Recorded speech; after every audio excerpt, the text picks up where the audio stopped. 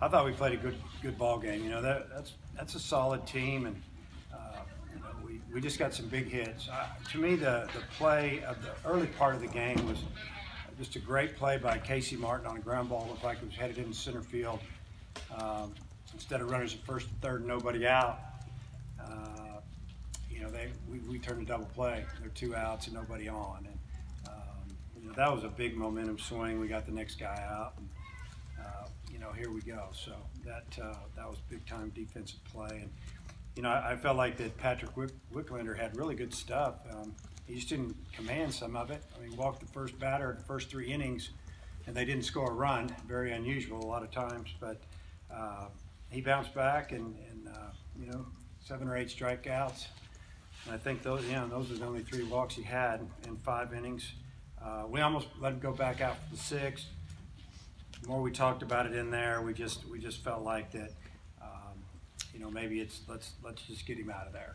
And but I like what I see from him, and you know, he's a guy that can pitch for us every Tuesday or Wednesday, or you know, if he keeps pitching well, maybe we flip him to the weekend to keep some of the older guys in the bullpen. So big timely hits, you know, late, couple to kind of blow that out, kind of, you know, blow out the game there in the 6th. That was really good to see. Both times when you walk the leadoff guy, he comes around to score, and then he did it 3 straight innings. I mean, what did you think about him in that regard and being able to work through that? Well, he's gained a lot of experience. Obviously, his first outing here, he strikes out. You know, 2-3 weeks ago, he strikes out 3 hitters on 10 pitches, and go to USC, and he doesn't throw the ball over the plate. We pitch him a second time against USC, and he's so close to getting a win. He gives up a base hit with 2 strikes. He's been through a lot already, but we keep putting him out there because he's a good pitcher, and we need him, and he can handle it. So I guess what I think about him is that, you know, I feel like he's going to be a big part of the pitching staff, and we're trying to get him some experience, and he's getting it. And I think he's shown, you know, hey, I walk leadoff man, I can get out of it. He did 3 innings in a row, and that's a good sign.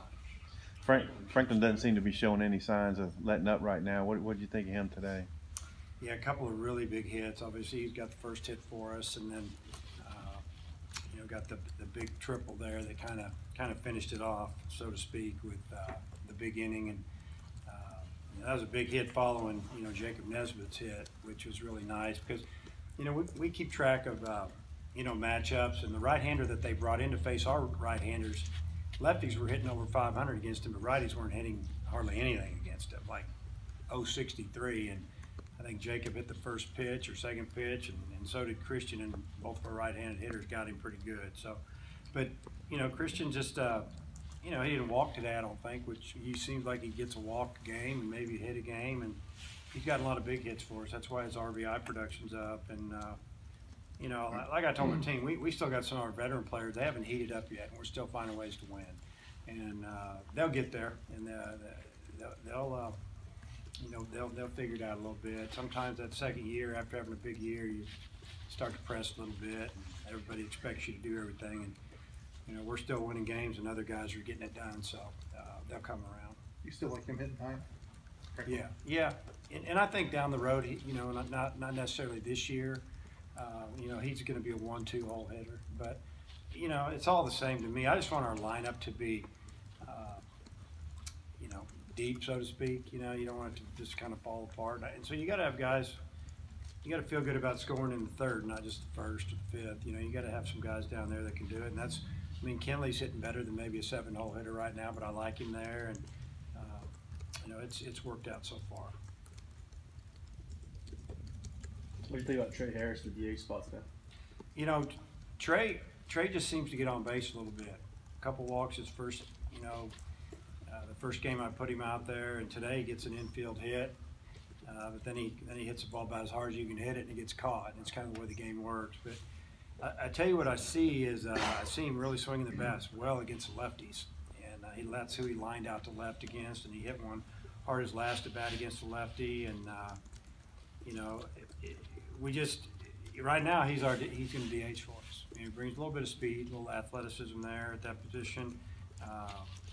You know, if we could get Goodhart going again, I think he's he's just really struggling mentally, and just, you know, can't break out of it.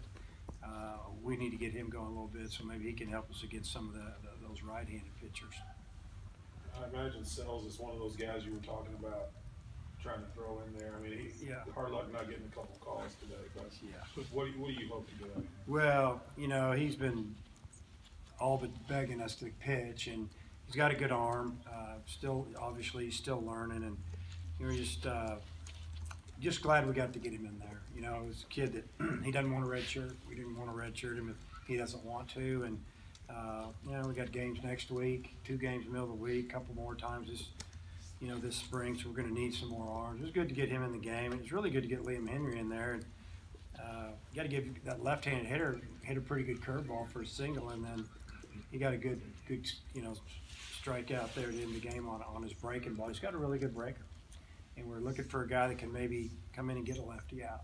And you know, there's maybe another pitcher or two we might try to get in the game in the next week, but it was good to get Carter in there. He works as hard as anybody, and you know, I feel bad that the numbers don't add up because we felt like he should have had another K, and then obviously the ball that he gets a capper, ball spinning like crazy, and it just jumped up on Jack out of nowhere, and you know, it says he's got 2 earned runs here, but you know, that's probably not really what happened.